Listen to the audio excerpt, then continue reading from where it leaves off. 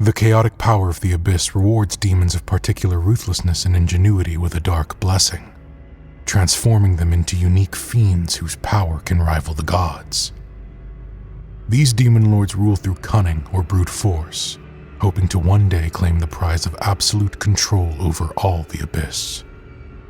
A few demon lords have even risen above the other demon lords, calling themselves demon princes. These are all self-proclaimed titles. There are no actual qualifications. The Abyss is far too chaotic to develop rigid standards. Although most demon lords rise up from the vast and uncountable mobs of demons rampaging across the Abyss, the plane also rewards outsiders that conquer any of its infinite layers. The elven goddess Lolth became a demon lord after Corellon Lorethian cast her into the Abyss for betraying elven kind. Sages claim that the Dark Prince Grazit originated on some other plane before stealing his abyssal title from another long-forgotten demon lord.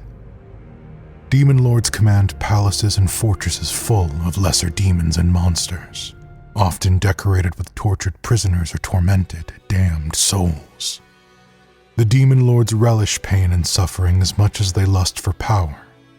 They savor corruption and destruction, waging eternal wars with each other to gain dominance. The greatest sign of a demon lord's power is its ability to reshape an entire abyssal realm. A layer of the Abyss controlled by a demon lord becomes a twisted reflection of that fiend's vile personality, and demon lords seldom leave their realms for fear of allowing another creature to reshape and seize it. The Prince of Demons, the Sibilant Beast, and master of the spiraling depths, Demogorgon is the embodiment of chaos, madness, and destruction, seeking to corrupt all that is good and undermine order in the multiverse, to see everything dragged howling into the infinite depths of the Abyss. And he is, without a doubt, the mightiest and most feared of all demon lords. I am Omar Timsaw. I am William Stark. And this is D&D Legends and Lore.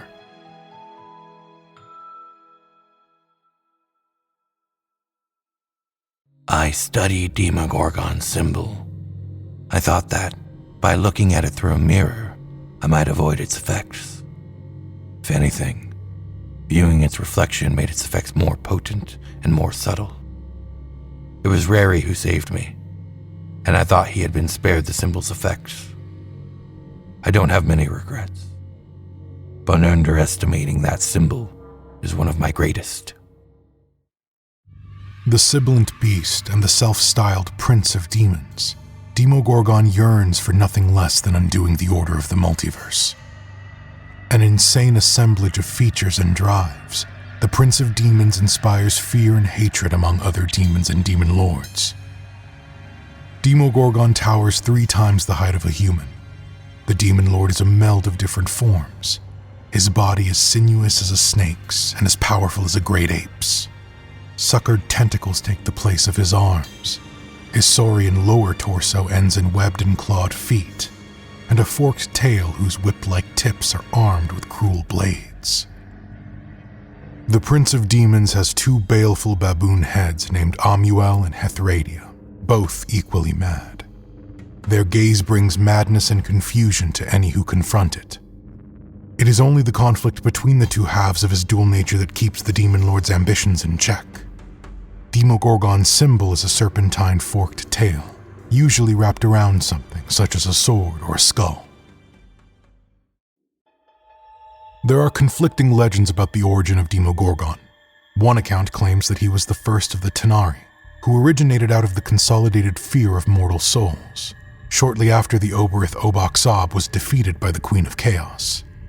Cast aside as a deformity with his boneless arms and twin heads, Demogorgon lay hidden while the Queen of Chaos used Sibriaxes to better shape other primal mortal emotions into more refined Tanari. Another legend claims that Demogorgon was originally a primordial, and the first of his kind to set foot in the Abyss shortly after the formation of the plane, followed closely by Dagon, who challenged him for control of the plane. As he and Demogorgon fought, Oboxob seized the opportunity to become the first Prince of Demons. a temporary alliance between Demogorgon, Orcus, and Baphomet was formed to defeat Obaxab. According to the second legend, Demogorgon once had a single head until a blow from Amoth split it in two. Soon after the battle, Demogorgon defeated the stone primordial Storalk. He kept Storalk beneath his throne, torturing him for eternity through a ritual that created the Ettins from Storalk's blood and linked them to his body. Every time an Ettin felt pain, that agony was transferred to Storalk. In both accounts, Obaxab has since vowed to murder Demogorgon and reclaim his title. Following the defeat of the Queen of Chaos at the hands of the Tenari, the leading demon lords Grozit and Orcus then competed for the title of Prince of Demons. At that moment, Demogorgon, who had grown stronger during his exile, launched a massive assault throughout the plane to crush his rival's forces. After he slew a dozen demon lords, draining their life forces with his tentacles, even Grozit and Orcus were forced to kneel. Thus, Demogorgon asserted his position as Prince of Demons. Inside the Prince of Demons rages a secret war for control of himself. Demogorgon has two heads and therefore two minds, and each one seeks domination of the other. Even those creatures familiar with the Demon Prince are unaware of Demogorgon's eternal internal conflict. Amuel, one of Demogorgon's personas, seeks to part with his sibling persona, called Hethradia. Amuel and Hethradia are each unable to control the other, because each is in truth an aspect of the other, nor could one slay the other without also perishing. Still, Amuel seeks a way to be free of and eventually usurp his other half, for selfishness and jealousy in a demon know no bounds. Hethradia is too concerned with the effect such a separation would have on all his dread accomplishments to seriously consider the notion of living alone. Demogorgon has kept his two heads together so far. He does not want to jeopardize the position and power that they have attained. By most definitions, this internal conflict would be described as insanity, but that would be applying inappropriate mortal standards to whom such standards can never apply. The tangible result is an entity that is capable of devising and enacting the most clever strategies, paranoid at all times about threats to his rule, which certainly exist in the chaos of the Abyss, and possessed of immense physical power. Demogorgon's war with Orcus and Grozit has been epic in scope. Vast armies clash in the Abyss. Resources that could have been spent in the Blood War are instead wasted in a conflict that has no victor. However, Orcus disappeared for a time, apparently slain.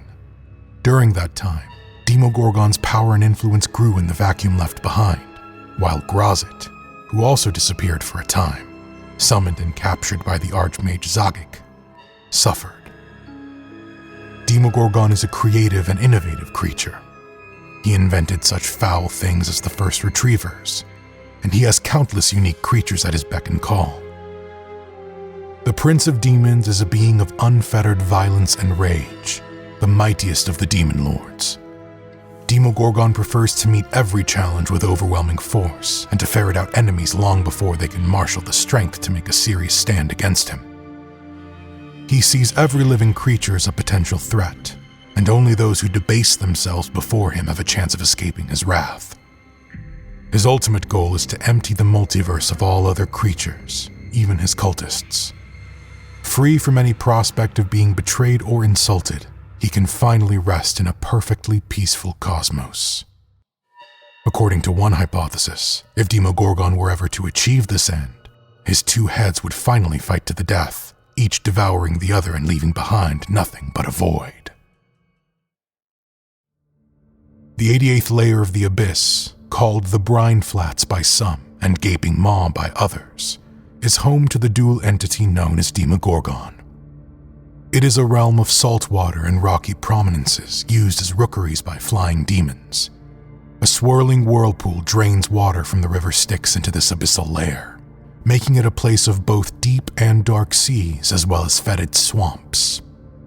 Aboleths, krakens, and other sea monsters war in the depths, but all bow before Demogorgon's might. The Gaping Maw's two aspects belie Demogorgon's true nature. A massive primeval continent covered in dense jungle houses those demons and mortals who serve Demogorgon as a force of strength and brutality, whereas the seemingly endless oceans and brine flats that surround the land conceal far more subtle adherents to the Sibilant Beast, such as Kraken and the elusive Ixitachit. Here, Demogorgon has his terrible palace, called Abyssal, which rises out of the inky depths. He also maintains a fortress called Ungorthretic in the layer's grotesque bogs. From either of these places of dark power, Demogorgon, Lord of all that swims in the darkness, holds the title Prince of Demons through sheer might alone. The portion of the Palace of Abyssal that lies above water takes the form of two serpentine towers, each crowned by skull-shaped minarets. There, Demogorgon labors with arcane skill, attempting to procure secrets ancient, even by his eternal reckoning. The bulk of this palace extends deep underwater, in chill and darkened caverns that have never seen a flicker of light. The structure's towers extend so far below the Gaping Maw's surface that they open into the mysterious Shadow Sea, Dagon's realm on the 89th layer of the Abyss. Pacts with the reclusive aquatic Oberith have led to powerful discoveries and experiments, many of which stalk the corridors of Abyssal in sentient form. In Ungorthretic, Demogorgon keeps his armies and lieutenants, as well as his fiendish creations. The fortress is filled with retrievers, golems, and evil constructs not seen elsewhere on the plains. The primal tropical realm of Demogorgon reflects the bestial elements of chaos and evil, attracting feral demons and crude humanoids from throughout the abyss. These wrathful creatures gather under the banner of the mighty and resilient Prince of Demons, who earned the begrudging respect of all demonkind in his victories over the Oberiths in the waning eons of their abyssal influence. He boastfully claims the title that once belonged to Miska the Wolf Spider, consort of the vile Queen of Chaos, triggering an endless onslaught from covetous enemies, particularly Grazit and Orcus, whose agents seek to undo Demogorgon's gains from within. Beyond the Palace of Abyssal, there are several specific locations of the 88th layer of the Abyss that deserve further detail. The Blood Empress. The Lich Rosvanki the Strategist sails the ocean of the Abyss in a three-masted ship made from the bones and skins of her enemies. Venturing often across the dark waters of the Gaping Maw, Rosvanki is best known for her artifice. She hires out her services and sells her creations to several, often competing, demon lords. Legend holds that Rosvanki created the first Vargulis, while still a living wizard on the material plane, and a screeching flock of the idiot creatures hangs over the vessel like a shroud. The Brine Flats. The low seabed surrounding the Gaping Maw's mainland provides shelter from the otherwise intense tides of the layer's ocean, resulting in vast stretches of shallow, salt-rich flats that make a perfect habitat for the Ixitachit Demogorgon has chosen as his favored mortal servants. The thoroughly evil aquatic rays inhabit wide-spanning coral reefs just below the surface, carving out enormous tunnel complexes that occasionally hold lore, magic items, or prisoners crucial to Demogorgon's inscrutable machinations. The Claws of Belcheresk. The Balor Belcheresk, honored agent of Demogorgon, and perhaps the demon best positioned to inherit his widespread domain, dwells within one of the largest pinnacle systems of the Gaping Maw. The upper portions of his domain teem with flying Vrock patrols, while the balconies of the claws themselves are crowded with the Hezro, Glabrazu, and Succubi who serve as Demogorgon's most potent invasion force. Belcheresk himself bears a huge conch-like shell known as the Horn of the Sea Mother, whose dolorous peals are capable of calling and enraging all of the layer's enormous aquatic inhabitants. Lemuriacs. The wide, overgrown avenues and crumbling ziggurats of the capital city of Lemuriacs echo with the screams of tens of thousands of savage demons, drawn to the Gaping Maw to thrive in Demogorgon's seemingly unassailable shadow. Travelers expecting the relative stability of abyssal cities like Zelatar or Naratir don't last long in Lemuriacs, where the slightest provocation can provoke an explosion of feral mob violence. Demogorgon himself rules Lemuriax from the fortress of Ungorth Reddick, in the grotesque forested bog north of the city. The great demon prince frequently ventures to the city, climbing upon its tallest step pyramid to stoke his followers' passion and bestial rage. Demogorgon's blasphemous declarations and the echoing chorus that follows them thunder through the jungle for miles. Despite its dangers, Lemuriax boasts some of the largest and most diverse slave markets in the Outer Plains, drawing visitors from throughout the Great Wheel. Mortals in search of demonic muscle can take their pick from the brutes of Gaping Maw, provided they're willing to pay a price that isn't necessarily measured in coins. Finally, Demogorgon's investigations into the deeper mysteries of the Abyss ensure a great flow of historical and magical objects rescued from remote layers of the plane. While the most potent examples end up in the treasure vaults of Abyssum, surplus or misidentified items usually fall to the rank and file of Lemuriax. The Screaming Jungle. Near the city of Lemuriax, the Screaming Jungle meets an immense inland bog populated by troglodytes, lizard folk, Hezro demons, and the few Yuan Ti cultists who manage to survive the natural hazards of the lair. Farther into the interior, the ground hardens and the canopy grows dangerously lush, casting the land in deep shadows. Here, enormous dinosaurs battle for territory with dire apes and bariguras. A lost plateau deep in the mainland is said to hold a two-way portal to the Guttering Grove, the 90th layer of the Abyss, and the realm of Ixitachit, patron of the barigura. The forest is named for the constantly keening fiendish monkeys, lemurs, and apes that dwell below its leafy canopy. In both physical and magical terms, there are few on any plane that could challenge Demogorgon and win. But that does not mean his title is uncontested. Demogorgon continually wars with both Orcus and Grozit, the other two mightiest of the demon princes. Their armies of undead and demons war with Demogorgon's forces, made up mostly of Hezro, aboleths, scrags, scum, and various ichthyoid beasts. Demogorgon's war with Orcus and Grozit has been epic in scope.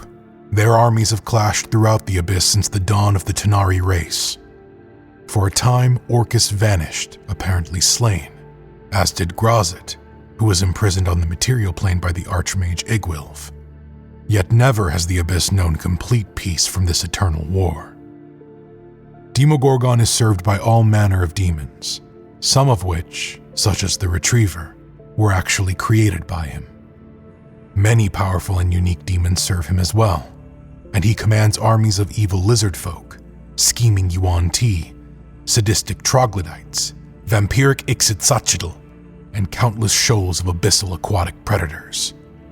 His close alliance with the ancient demon lord Dagon has provided him with access to abyssal secrets that the other demon lords could only guess about. The methods of creating the powerful undead warlords known as Death Knights represent the least of these secrets, yet they are horrific and potent nevertheless. Demogorgon has a particularly powerful connection and affinity to the Ixitachit, a sentient race of evil manta ray-like creatures. Why he chose the Ixitachit to become his worshippers, and why the race of sentient rays has chosen to follow him, is very hard to determine. Demogorgon may wish to use them to further the ambitions of the Tanari in the Blood War, although how they could help him is not clear. What is known is that Demogorgon has a hatred of Sekolah, the Sahuagin god. Some myths portray the Tanari as a one-time vassal of Sekolah, magically compelled to service through an artifact. Demogorgon does not direct Ixitachit attacks specifically at Sahuagin, but he is pleased if his servants happen to find themselves in a position where Sahuagin are the logical next target for their mass attacks. From the Ixitachit's point of view, they may be gaining power from their association with Demogorgon, as is the Tanari Lord himself. Through some strange warp in the Abyss, it may be that the actions of vampiric Ixitachit in energy-draining victims, in sacrifices in many instances, somehow transfer magical energy to Demogorgon and strengthen him. This twist in the planar fabric may somehow amplify and transform this energy, and some of it appears to create a backlash on the Ixitachit, who have become more powerful spellcasters than they once were. The fact that vampiric Ixitachit alone can become the most powerful priests seem to support this hypothesis. Many demon lords and all demon princes have a scattering of mortal worshippers gathered in secret cults. These demon cults may one day, through their sacrifices and devotion, elevate the lords to true godhood, a title that many of the lords have claimed at one time or another. Demogorgon is no exception to this. Demons comprise the majority of Demogorgon's cultists, since he commands unmatched power in the Abyss. The mere sight of him anywhere in that realm can transfix lesser demons and instantly compel them to do his bidding. In mortal realms, people can fall under his sway simply by laying eyes on a true copy of his symbol, crafted either by Demogorgon or one of his most powerful demonic followers. An individual exposed to such a symbol becomes an agent of Demogorgon, dedicated ever after to a life of lurking in the shadows, lashing out against unsuspecting victims and striking fear into those who discover the bodies left behind. The spiraling Y sign of Demogorgon's cult can inspire madness in those who contemplate it for too long. All the followers of the Prince of Demons go mad, sooner or later. Worshippers of Demogorgon are more likely to be scaly things that hide from the light than humans or members of other civilized races. Despite his statue in the Abyss, the vast majority of the material plane is blissfully ignorant of his existence. A slim few mortals have heard Demogorgon's name in whispers and nothing more.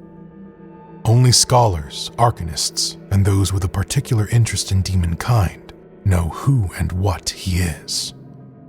Yet most know his work, if only indirectly. The troglodytes worship him as Amon-Ebor, the Sibilant Beast, and use his teachings to bring vile intelligence and fanaticism to the beasts of the wild. Yuan-Ti know him as Siosivash, and raise great temples to him in sunken caverns. The unknowable Ixitachit are his chosen minions on the material plane, and even they dare not speak his name aloud. The rare human cults that venerate the Prince of Demons welcome piracy and cannibalism with open arms. While humanoid cults dedicated to Demogorgon might be rare, individual humanoid worshippers of the Prince of Demons are more likely menaces. These followers often control the societies they live in or have much influence over those who do. They keep their faith secret from society and use their power to spread evil and misery in his unspoken name. Clerics of Demogorgon have access to the domains of chaos, corruption, demonic, and evil. Demogorgon craves blood and souls. His cultists offer up sacrifices in his name on black altars before double-headed idols. His followers often control the societies they live in, evil theocracies that rule by terror and violence. The priests of the Prince of Demons are thus often rulers as well. The clerics allied with Demogorgon are madmen, masochists, and psychopaths, completely unfit for leadership, but often in charge nonetheless. However, Demogorgon's fell priests are not as interested in political power and conquest as they are in using their resources to serve their master.